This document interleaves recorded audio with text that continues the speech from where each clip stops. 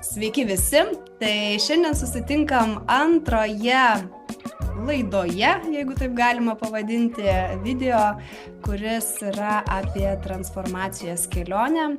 Ir šiandien prieš mane sėdi žmogus, kuris šiandien kaip tik sėdėjau ir skaičiavau, kiek laiko mes esam kartu. Tai pasirodo, kovo 14 dieną buvo lygiai metai, kaip mes esame kartu ir šis žmogus prieš metus laiko apsilankė mano studijoje. Tai tuomet, kai apsilankė, atrodė, kad mažoka pasitikėjimo, daug netikrumo, kylančių klausimų ir tos nežinomybės, ar visgi man pavyks, ar įvyks tas pokytis. Tai didžiausias turbūt akibrokštas, kiek aš pamenu, bet žinoma, to mes paklausim jos pačios, tai buvo kūno analizės sudėties testas, kuris tikrai suglumino ir, manau, privertė priimti tinkamą sprendimą. Tai labai džiaugiuosi, kad ji tuo metu nenuleido rankų ir tvirtai pasakė, taip, aš einu į šį pokytį. Tai kviečiu visus paklausyti ir tikiu, kad Silvijos pokytis ir tos problemos kažkokie dvejojimai jūs įkvėps priimti irgi rimtus sprendimus ir eiti į pokyčius. Tai labas, Silvija, kaip tu gyveni? Puikiai, neturiu labai daug kas skųstis, tai. Šiandien sužinosim po treniruotės, ne? O jo, galim daryti tada dar, žinai, pratęsti šitą pokalbį po treniruotės, tada papasakosiu, kaip aš laikausi. Bet po treniruotės šito video nebus. Tai darau šitą video prieš. Protingai. Na tai Silvija, papasakok visų pirma apie save. Ką veiki, koks tavo gyvenimo būdas buvo iki kol mes susitikom? Taip, aš dirbu su žmogiškaisiais ištekliais, esu žmogiškųjų išteklių koordinatorė. Mano darbas yra iš namų jau pastaruosius 4 berods metus. Tai mano didžioji gyvenimo dalis yra daug sėdėti. Daug sėdėti ir mažai judėti. Tai taip realiai ir atrodo visą šitą laiką. Ta mano, sakykime, diena atsikeli, eini pasėdėti prie kompiuterio, atidirbi tas 8 valandas, tada eini pasėdėti ant sofos, kur biškai patogiau. Aha, tai žodžiu, sėdėjai ir tikriausiai kažkas tai paskatino imtis tave veiksmų, ar tai buvo kažkokios sveikatos problemos, kas tave iš vis privertė ieškoti manęs internete? Tai iš tikrųjų, tai tas sėdėjimas ir privedė. Žinai, kai pagalvoju, kai prasėdė kokias, ten, sakykime, tarkim, 15 valandų per dieną, bet kažkaip labai jautiesi pavargęs visą laiką. Ir kažkaip tai jėgų kaip nėra, nuo tos sofos atsikelt taip nėra. Tai jeigu dar ne mano šunys, mano gyvūnai, tai aš tikriausiai iš visų iš namų neišeičiau nieko. Tai realiai labiausiai tai tai buvo tas nuovargis, kad aš iš tikrųjų visą laiką jaučiuosi be energijos, visą laiką tokia prislopinta, labai prastai miegu naktimis, atrodo, nežinau, užmiegi ten kokias 8-10 valandų, bet atsikeli vis tiek labai pavargusi. Tai čia buvo toksai pirma raudona vėliava tokia, kad kažkas man tikriausiai yra negerai. Tai pirmiausia, aišku, tai pradeda galvoti, tai galbūt čia kažkokie tai sveikatos reikalai, galbūt čia kažko tai man trūksta, gal ten kažko per daug ir panašiai. Bet paskui, kai taip prisėdi ir taip išsianalizuoji, sakykime, savo ten tą dieną, kaip jinai normaliai atrodo, tai tada supranti, kad galbūt čia problemos yra šiek tiek kitokios ir tie sprendimo būdai yra galbūt šiek tiek kitokie, negu nueit pas gydytoją, pasidaryti kraujo tyrimą ir ten gerti vitaminus, žinai, šiaip sau, nes taip atrodo. Tai čia tikriausiai buvo tas pagrindinis dalykas. Bet tau pačiai čia kilo tokia idėja, kad visgi reikia giliau žiūrėti, ar kažkas pametėjo tau tokią idėją, kad visgi čia gal ir nereikia lengviausio būdo kažkokio ieškoti ir čia gal ne vitaminų trūkumas yra, o giliau? Nežinau kaip ir nežinau, kas čia mane taip nušvietė, apšvietė, bet pati susigalvojau. Matyt, vis tiek ta tokia mintis, kad reikia kažką tai, nežinau, daryti, kažką tai keisti, tai nebuvo taip, kad per naktį pas mane atėjo. Vis tiek tu ilgai apie tai galvoji ir vis bandai ir neprisiruoši ir ieškai ir tada sakai, ai tai nereikia, tada prisigalvoji visokių tenais, nežinau, 15 plus N plus K priežasčių, kodėl tu negali šiuo metu kažko tai daryti ar kažko keisti, nes tai laiko nėra, tai pinigų nėra, tai dar kažko nėra. Tai tuo metu motivacijos nėra, jeigu nėra motivacijos, tai kam pradėti, nes vis tiek žinai, kad mesi bet kokiu atveju. Tai buvo toks ilgas laikas, kol aš atėjau iki to, galiu pasakyti. Bet žinai, geriau vėliau negu niekada. Geriau vėliau negu niekada. Tai kur mane radai? Internete ir į ką gal gali papasakot, nes daug kas renkasi trenerius ir dažniausiai neišsirenka to trenerius. Į ką pati kreipi dėmesį, kas tau svarbu? Jo, tai ieškau aš internete, iš tikrųjų, tai labai kažkokių ten didelių kriterijų neturėjau. Iš pradžių, pirmiausia, tai bandžiau žiūrėti aplink tai, kas patogiausia, tai yra aplink vietą. Tada supratau, kažkaip labai siauras tas pasirinkimas, tai reikia biškai praplatinti galbūt. Ir, nežinau, ieškojau tiesiog tai, kad, žinėk, vis tiek būna kažkur tai kažką skaitai, kažką matai, ar tai kažkokias tai, nežinau, ar tai nuotraukos, ar tai prisistatymai ir vis tiek kažkurioje vietoje tau suklikina, kad, bet gal su šito žmogu man ir visai būtų, nežinau, smagu bendrauti, būtų įdomu bendrauti, tai realiai iš tikrųjų tu, man atrodo, buvai pirma trenerė, kurią aš parašiau realiai. Tu man atrašė ir galvoju, gerai, nueisiu tą kartą, tik pasikalbėti kviečia manęs, nieko tam labai nereikės, tik pasikalbėti aš jau galiu nuvažiuoti, tiek galiu padaryti. Tai va, tai ir atkeliavau pas tave drebančiam kojytėm, net nepatreniruotas, įsivaizduoju. Tai aš tave kiek pamenu, tu labai nedrąsiai įėjai ir koks tavo buvo tas pirmasis įspūdis, nes visgi mano studija jinai kiek kitokia neįprastai įsivaizduoja klubus, tai yra daugiau tokia aplinka. Kaip tu tada jauteisi? Labai gerai, žinau, nes tas ir yra dalykas, kad dar grįžtam prie to klausimo prieš tai, kad aš labai nenorėjau sportuoti sporto salę. Aš esu buvusi keletą kartų, aš esu ėjus ir aš ten blogai jaučiuosi. Man šiaip nepatinka, kai aplinkui mane yra daug žmonių, man, nežinau, aš tiesiog tada užsidarau ir tada aš atrodo nieko negaliu daryti ir jūs atstokit nuo manęs ir aš einu namo. Ir tada sporto klubas tiesiog ima pinigus iš tęs metus laiko. Tai man buvo svarbu, kad arba rasti kažkur tai, kur, sakykime, būtų ar tai mažesnis sporto klubas, ar tai, sakykime, kažkur, kur šiek tiek daugiau privatumo to tokio, nes, tiesiog man taip yra patogiau, tai būtent atėjus pas tave į studiją, aš ir pamačiau, kad okei, čia nieko nėra. Tik tai aš nėra. Tai man iš karto toksai, gal visai ir nieko čia, gal visai man ir patiktų.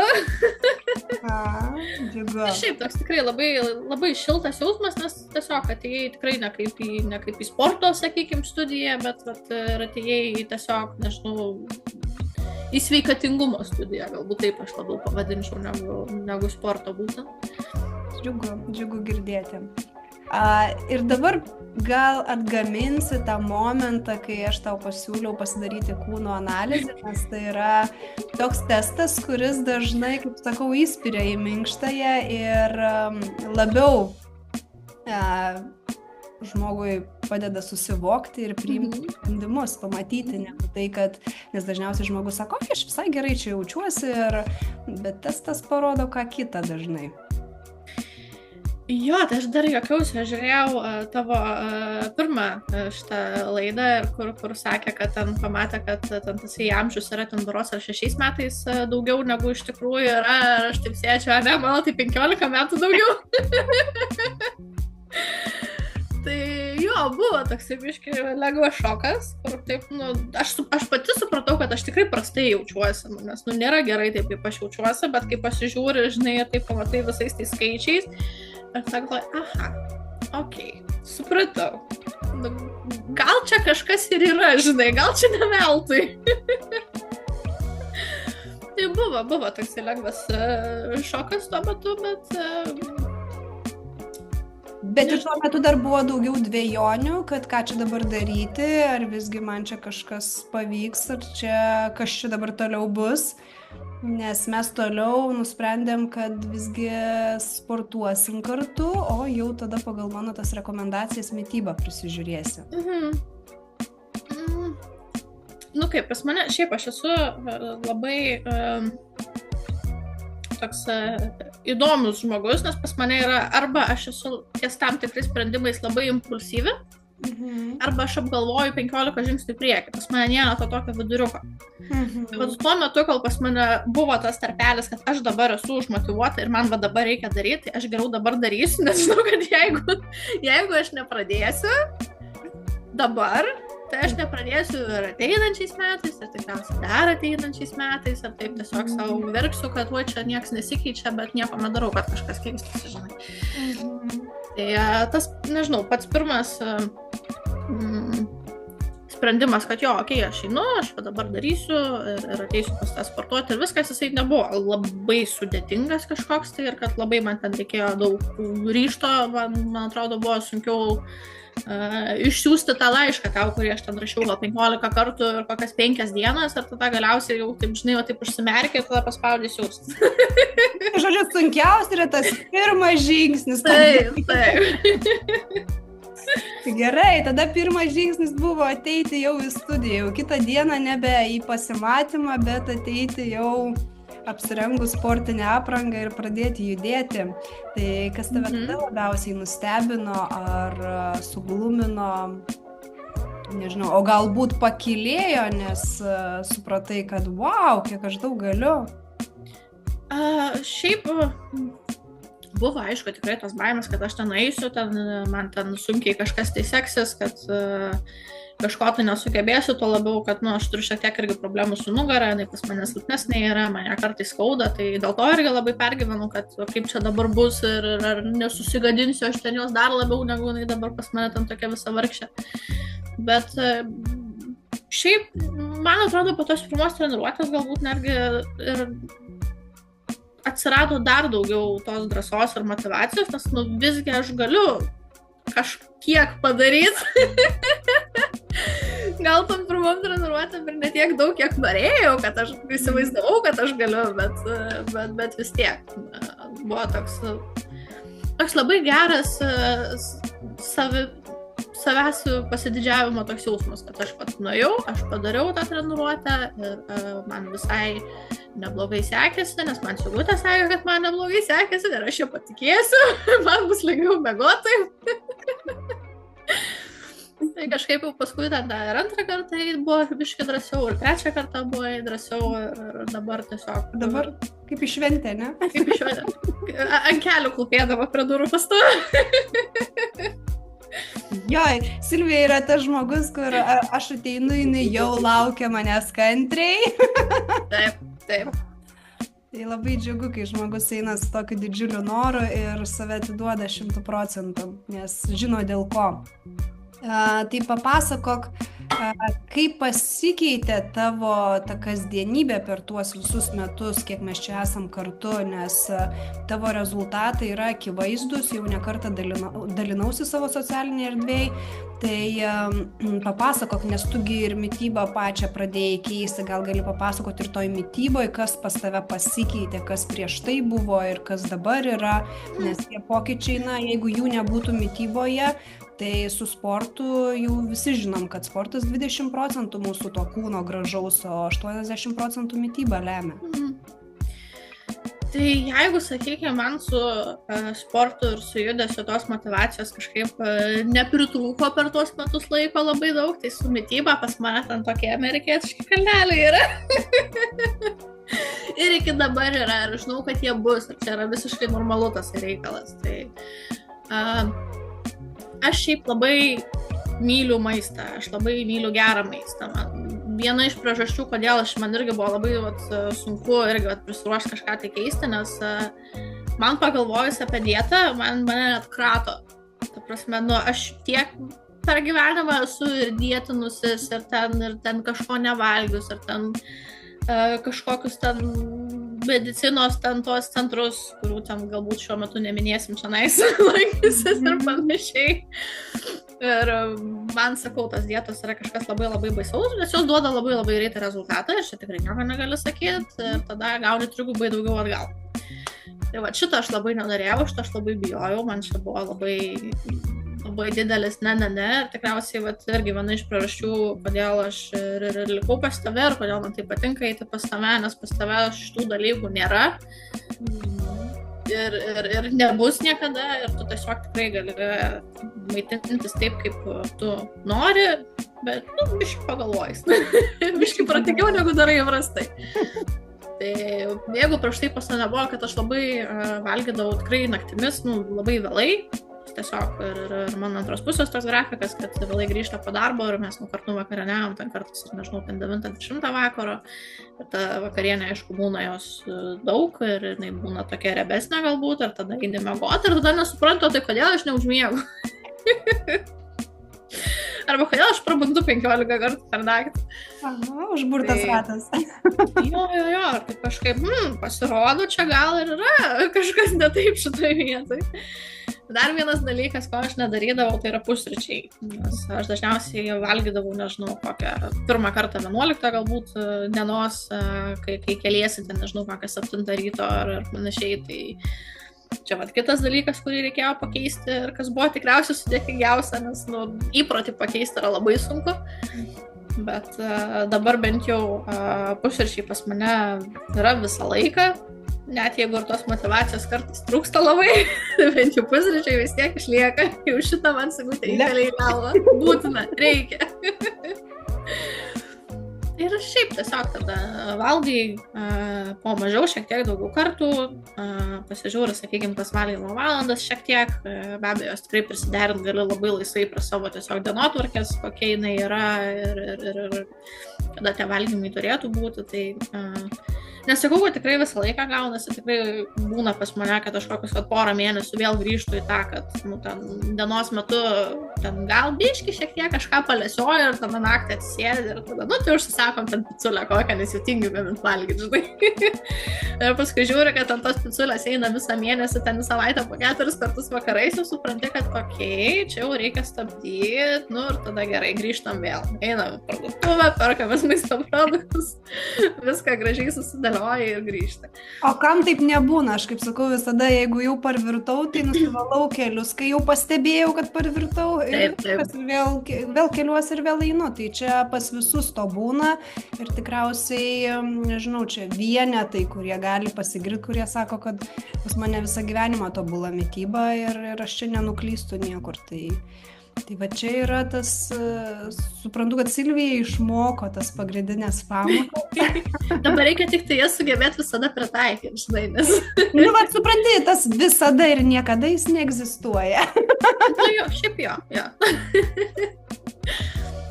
Tai va, tas visada ir niekada neegzistuoja. Tai svarbiausia yra, kad tu gali grįžti, kad tu žinai, kad gerai paslydau, aš dabar grįšiu. Čia yra super.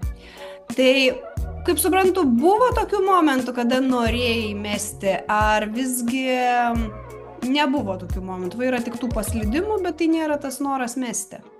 Ne, kad būčiau sugalvojęs, kad man gal jau užtenka, kad aš gal norėčiau mesti, tikrai nebuvo.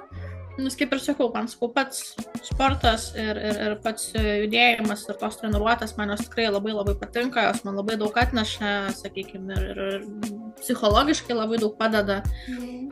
Nes aš seniau irgi, kai lankiausi pas psichologą, jis man vis sakydavo, tu pabandyk nueik sportuoti, pabandyk nueit sportuoti, sako, pamatysim, tau padės, bet tiesiog. Ir aš visą laiką kažkaip ranką numodavau, kad maždaug žinai, tai nėra pinigų. Neturiu. Tai pasirodo, kai yra noras, tai atsiranda. Yra ir pinigų, ir laiko. Ir visą kitą. Tai sakau kažkaip, kad mesti tikrai nenorėjau, bet būna tokių tikrai, kur ir tingisi kartais, arba prastai jautiesi galbūt, ar tiek fiziškai, tiek emociškai prastai jautiesi. Ir sakau, man sunkiausias dalykas būna tiesiog iki tavęs nuvažiuoti. va čia reikia labiausiai prisivers galbūt kartais, bet jau Jo, nes reikia neužmiršti, kad tu tą praplėtei ratą savo teritorijos. O jo, man yra neapdamalėlis toks pusvalandukas. Bet, sakau, čia būna sunkiausia, prisiversti išeiti iš namų, bet jau viskas, jau užrakini duris namų, jau eini, jau link stotelės arba ten dar kažkur ir tada sakai, nu, okei, jau tiek padariau, nu, tai jau galiu ir tą treniruotę atsėdėti. Pasėdėsi paskui. Prie sienos nebent. Nei pagulėti, nei pasėdėti. Tai duodi, bet žinai.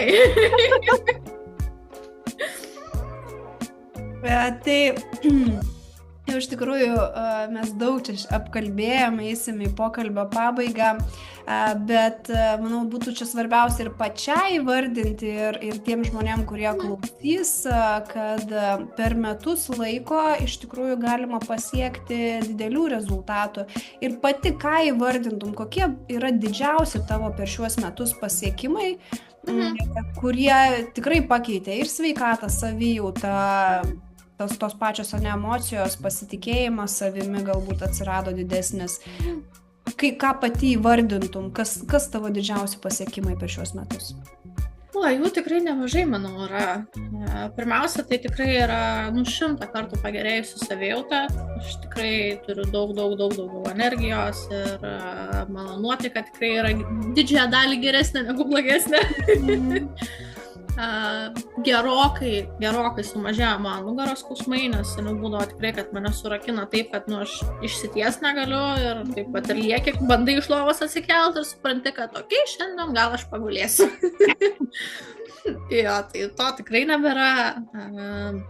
Sakykime, tas emocinis visas ir psichologinis irgi aspektas irgi tikrai gerokai pagerėjo, nes irgi, kaip tu sakai, atsiranda ir to pasitikėjimo savimi geriau. Tas pasitikėjimas ateina visų pirma iš to, kad aš tikrai pati matau ir suprantu, kad kiek daugiau aš galiu padaryti, negu galėjau prieš tai. Kad aš tikrai esu daug stipresnė, daug ištvermingesnė. Gal daug ir zyziu per treniruotės, bet man reikia, man tada man patinka. Be abejo, tikrai yra ir tie vizualūs pokyčiai, ir kūno pokyčiai. Tikrai per tą laiką numečiau nemažai to svorio ir labai džiaugiuosi, kad jisai krenta labai taip stabiliai, po truputį, nes tada žinau, kad bus paprasčiau, prašiau jį išlaikyti. Tai ir svarbiausia, tai nežinau, man atrodo, kad esu tiesiog gerokai laimingesnė, negu buvau, kai pradėjau. Daug geriau jaučiuosi ir labai tikrai visus raginu, nueikit, bent pasikalbėt, nueikit.